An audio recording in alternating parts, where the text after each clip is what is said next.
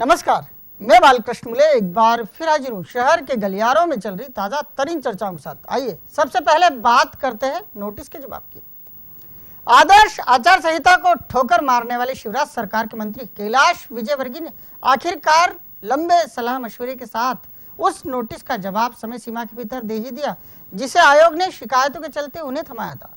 कहा जा रहा है कि मंत्री जी के जवाब में ना तो कोई खेद शब्द का उपयोग हुआ है, ना ही उन्होंने कोई माफी मांगी है। बस है तो केवल इतना कि यदि आयोग को कोई बात बुरी लगी है तो वो अपने शब्द वापस लेते हैं। अब बताइए, मंत्री का जवाब कितना लाजवाब है, न खेद न माफी और हो गया जवाब। प्रदेश के राम भक्त मंत्री कैलाश विजयवर्गीय सुनते सबकी लेकिन करते केवल अपने मन की है। इस बार भी मंत्री विजयवर्गीय ने लगातार 2 दिनों तक सबकी सुनी, लेकिन जवाब देते वक्त वही किया जो उन्हें करना था। मंत्री जी को 2 दिन पहले आदर्श आचार संहिता के उल्लंघन मामले में नोटिस मिला था। उसी नोटिस का जवाब मंत्री जी ने समय सीमा के भीतर यानी शुक्रवार को अपने मातहतों के हाथों आयोग के अफसरों तक पहुंचा दिया। जैसे ही मंत्री जी के नोटिस का जवाब भिजवाने की सुरसुरी चली, वैसे ही जवाब का मजमून जानने वाले भी सक्रिय हो गए।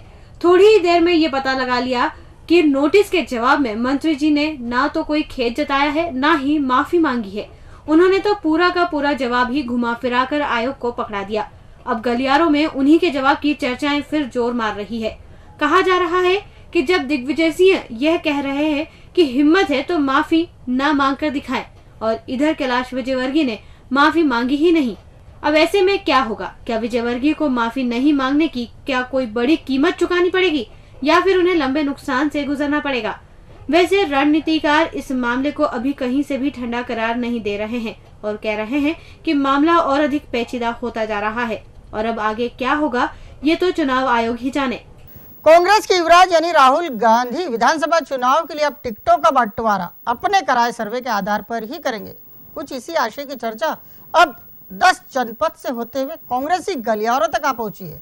इस चर्चा के पीछे लॉजिक भी दिया जा रहा है। कहा जा रहा है कि जब बड़े नेता जिम्मेदारी लेने को तैयार नहीं तो फिर राहुली सर्वे तो काम दिखाएगा ही। ये बात तो 16 आने सच है कि कांग्रेस पार्टी में राहुल बाबा का टशन चलता है। आखिर उनके सामने दिग्विजय सिंह भी कहां भाषण देते हैं। वो तो भला हो भतीजे यानी ज्योतिरादित्य सिंधिया का, जिन्होंने अंकल को भाषण देने के लिए मनाया और वो राहुल के इशारे पर मान गए। लेकिन वो ये कहना नहीं भूले, वो कभी सोनिया और राहुल गांधी के मंच पर रहते नहीं बोलते, लेकिन बाल हट के चलते उन्होंने माइक संभाल लिया। चलिए ये बात तो छोड़िए, हम चर्चा कर रहे थे टिकट बंटवारे की। अब जो खबरें कांग्रेस पार्टी के गलियारों से आ रही है उसके मुताबिक करीब 100 नामों की सूची पार्टी हाईकमान फाइनल कर चुका है। इस सूची में उन नामों को तरजीह दी गई है जिनका नाम राहुल गांधी द्वारा कराए गए सर्वे में सामने आया था। इससे पहले पार्टी की स्क्रीनिंग कमेटी ने उसकी चलनी से टक्के नाम हाई कमेटी के सामने रखे थे, लेकिन उन नामों को सांसदों ने जिताने का भरोसा नहीं दिलवाया।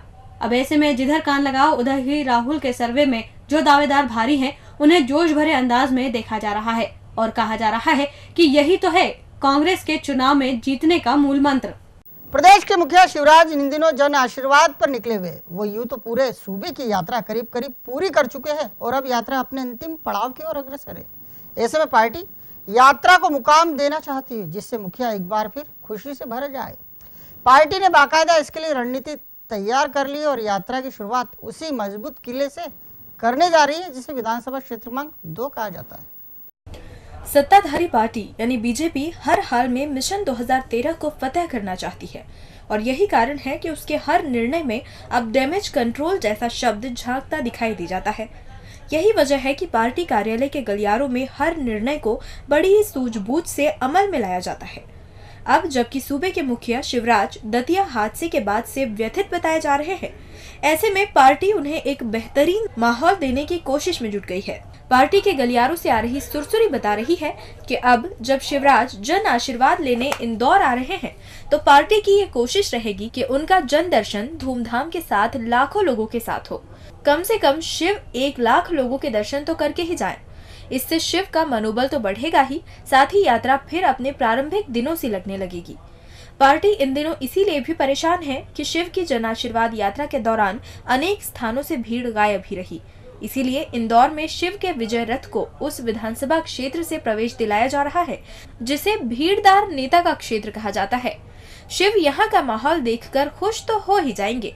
जन आशीर्वाद यात्रा के इंदौरी समापन में भी भीड़ देखकर खुश हो सकते हैं। शिव की यात्रा भले ही 2 नंबर से शुरू हो, लेकिन खत्म तो वो 1 नंबर क्षेत्र में ही जाकर होगी। फिर चाहे रमेश मेंदुला हो या सुदर्शन गुप्ता, दोनों को ही पार्टी भीड़दार नेताओं में प्रथम क्रम पर रख कर चल रही है। कहा जा रहा है कि दोनों नेता आपस में प्रतिस्पर्धी हैं। ऐसे में जो भी काम होगा शिव को लंबा फायदा पहुंचाएगा। जय श्री राम। कांग्रेस मिशन 2013 फतह करना चाहती है, लेकिन विधानसभा क्षेत्र क्रमांक 2 के गलियारों में जो खींचतान मची है उससे तो पार्टी के आला नेताओं के मंसूबों पर एक ही झटके में पानी फिरता दिखाई दे रहा है। कांग्रेसी चुनावी आगाज होता उससे पहले ही भिड़े भी ऐसे कि मामला खाकी तक पहुंच गया। अब जो भी 2 नंबरी गलियारों का विवाद सुन रहा है, माथा पकड़कर केवल बैठने के अलावा कोई काज नहीं कह रहा है क्या बच्चों का खेल बन गया है चुनाव। विधानसभा क्षेत्र क्रमांक 2 का माहौल अब पूरी तरह से बदला बदला सा दिखाई दे रहा है। कांग्रेस पार्षद चिंटू चौक से टिकट की दौड़ में है और वो ये मानकर बैठे हैं कि उनका दावा पुख्ता ही नहीं बल्कि उन्हें तो टिकट मिल ही चुका है। ऐसे में चौक से समर्थक अब उन क्षेत्रीय नेताओं को आड़े हाथों लेने की कोशिश में जुट गए हैं जिन्होंने रायशुमारी के वक्त चौकसे की कोई मदद नहीं की। चौकसे का पहला शिकार बने हैं राजेश पांडे यूं तो किससे जुड़े हैं ये कोई नहीं जानता, लेकिन वो कभी पंकज संघवी का नाम लेते हैं तो कभी विधायक तुलसी सिलावट के साथ ही होर्डिंग पर दिखाई दे जाते हैं। उनके पास कांग्रेस की दी एक पोस्ट भी है, लेकिन उनका ओहदा विधानसभा क्षेत्र क्रमांक 2 में केवल कुछ ही गलियारों तक सिमटा हुआ है। विवाद के बाद पुराने कांग्रेसी एक बार फिर दोनों पक्षों को समझाने की जुगत भिड़ा रहे हैं, लेकिन ऐन चुनाव से पहले दोनों पक्षों का खून जो है आपस में ही खौले जा रहा है। ऊपरी तौर पर बड़े नेता समझौते की बात कर रहे हैं, लेकिन अंदरूनी तौर पर समझौते जैसी बात पर कोई अडिग नहीं दिखाई दे रहा। ऐसे में हर तरफ से एक ही आवाज आ रही है। कहा जा रहा है कि कांग्रेस यदि यूं ही तमाशा बनती रही तो क्या वो अपने वोट बढ़ा पाएगी। इस विवाद के तूल पकड़ने के साथ ही ये भी कहा जा रहा है कि 2 नंबर के गलियारों का माहौल ऐसा ही रहा तो कहीं यहाँ का चुनाव पहले दिन से ही एक तरफा न हो जाए। कुछ ये कहकर कांग्रेसी चुनावी बिसात पर ही प्रश्न खड़े कर रहे हैं कि क्या कांग्रेस ने 2 नंबर के चुनाव को बच्चों का खेल तो नहीं बना दिया। मतलब जितने मुंह उतनी बातें की जा रही है और मजा आ रहा है उन्हें जो 10 साल से सत्ता संभाले आनंद उठा रहे हैं। और अंत में बात करते हैं 1000 टन सोने की।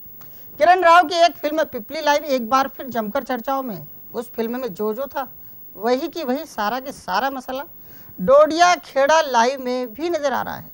बस फर्क है तो इतना कि पिपली लाइव में भूखमरी थी तो डोडिया खेड़ा लाइव में सोना ही सोना। अब जिधर देखो उधर ही खजाने की चर्चा है और कहा जा रहा है कि बाबा का कहा सच हो गया तो मान लेना, सरकार की तो बल्ले बल्ले होना तय है। आखिरकार उस अभियान की शुरुआत हो गई जिसकी चर्चा कई दिनों से उत्तर प्रदेश के गलियारों में उठते बैठते सोते जागते हर शख्स किया करता था। वैसे यह मामला पड़ोसी सूबे के उन्नाव जिले के डोडिया गांव का है, लेकिन जैसे ही यहाँ सरकारी एजेंसियों ने खुदाई का काम शुरू किया वैसे ही इस गांव में हो रही हलचल की चर्चाएं मध्य प्रदेश के गलियारों में भी शुरू हो गई है। इस गांव को मीडियाई नाम मिल गया है। इसे भी पिपली लाइव की तर्ज पर डोडिया लाइव नाम दिया जा रहा है। पिपली लाइव में जो कुछ था वो सब कुछ डोडिया लाइव में भी है। कहा जा रहा है कि बस अंतर है तो केवल इतना कि यहाँ भूख थी और यहाँ भूख का इंतजाम, बशर्ते बाबा की कही बात एक बार सही साबित भर हो जाए। अब जैसे जैसे डोडिया लाइव के गलियारों से खबरें चल रही है वैसे वैसे देश भर के कोने कोने तक हलचल मच रही है। खुदाई को लेकर हर घर और हर गलियारों में चर्चा की जा रही है। कहा जा रहा है कि खुदाई का काम वैसे तो महीने भर तक चलना है, लेकिन हर आम इंसान इस डोडिया लाइव को इसलिए पसंद कर रहा है, उसकी चर्चा कर रहा है, क्योंकि वो उस कहानी को परखना चाहता है जो एक बाबा के मुख से निकलकर मीडिया के माध्यम से उनके कानों तक पहुंची है। यूं भी जहाँ खुदाई हो रही है वहाँ एक पूरा का पूरा नया गांव बस गया है। वहाँ सरकार है, आमजन है और मीडिया के साथ साथ ढेरों तमाशबीन भी है। खाने पीने का इंतजाम होने के साथ ही वहाँ अब रोजगार भी पहुँच रहा है। मतलब मध्य प्रदेश में चुनाव है और यूपी में खजाना। बस यही 2 चर्चाएं हैं जो हर जहन में विद्यमान है, जिसकी चर्चा करना हर मन चाहता है। डीजी न्यूज के खास कार्यक्रम गलियारों से को आप यूट्यूब पर भी देख सकते हैं। गलियारों से के आज के अंक में फिलहाल इतना ही। ताजा खबरों के लिए आप देखते रहिए डीजी न्यूज।